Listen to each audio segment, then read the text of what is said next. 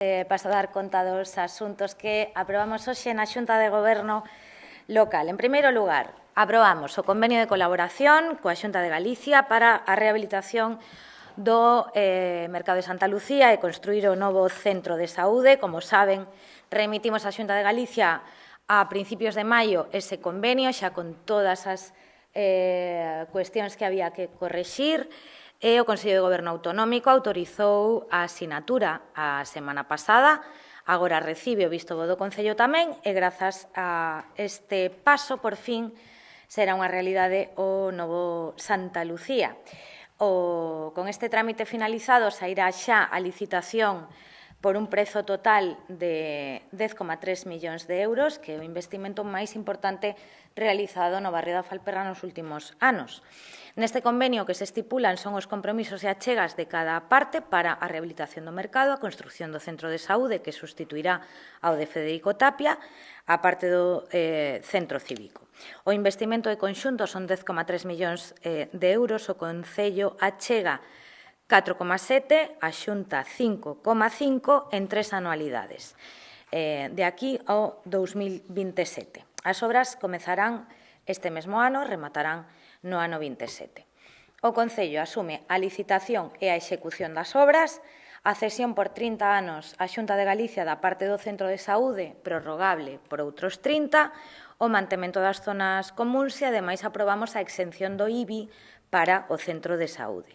A Xunta, pola súa banda, asume os custos da execución da obra do Centro de Saúde e o seu mantemento e, na mesma proporción das achegas, é dicir, 54%, abonará os premios correspondentes ao concurso de proxectos, o 46% restante, o Concello.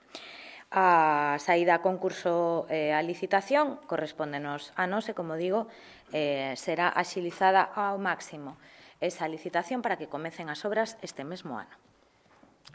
Aprobamos tamén a saída a concurso dos 13 postos baleiros do mercado de Monte Alto para cubrir a oferta existente en paralelo á finalización das obras, para que se resolvan as adxudicacións e entren xa de modo directo no novo mercado. A duración é de 15 anos con posibilidade de prórroga por outros 10 e as ofertas se presentarán única e exclusivamente de forma electrónica na plataforma de contratación do Estado no prazo de 30 días a partir da publicación no BOP. As obras do mercado rematarán a finais deste ano e, mentras tanto, aprobamos tamén a reducción do canon do 50% aos praceiros que xa teñen o seu posto, con esa previsión para remate das obras. Así o acordamos cando se trasladaron ao mercado provisional de Indalecio Prieto. Tamén no referente na área de mercados fixemos unha modificación do anexo de investimentos para contratar un novo sistema de xeración de xeo no mercado municipal de San Agustín. Aprobamos tamén a saída a concurso da concesión da tenda do Aquarium Finisterrae por 5 anos. En canto aos barrios, aprobamos as obras de construcción da nova beira rúa que vai permitir chegar dende o núcleo de Feansa ata o cementerio, porque ata o de agora se podía facer en bus ou en coche, pero camiñando por esa vía, pois non se podía facer porque únicamente se podía transitar polo arcén e, polo tanto, hai que reforzar a seguridade viaria, algo que nos pedían os veciños da zona, toda vez que, ademais, existe un centro escolar nas proximidades e, polo tanto, se vai facer esa beira rúa con percorrido específico para os viandantes. Sae a licitación, adxudicamos en un prazo de 4 meses, na marxe dereita se porá esa beira rúa. Ten un investimento previsto de 720.000 euros. Fíxose o balance de licencias correspondiente a cada Xunta de Goberno ordinaria. Destacamos dúas, a de Xuxán, na parcela Z07, un novo bloque residencial de 14 vivendas protegidas, que se lle dá a licencia a Galivivienda, un prazo de execución de 36 meses.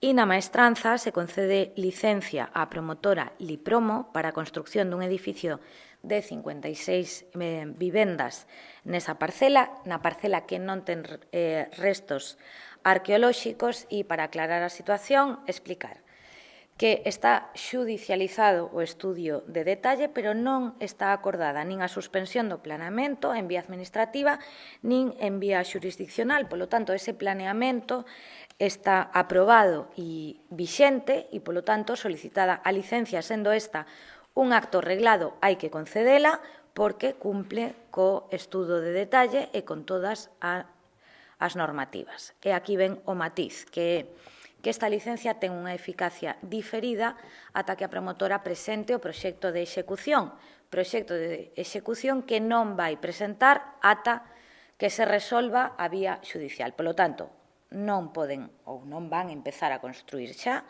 Calculamos que a volta do verán estará resolto o tema xudicial e, polo tanto, xa poderán comenzar a construcción dese edificio.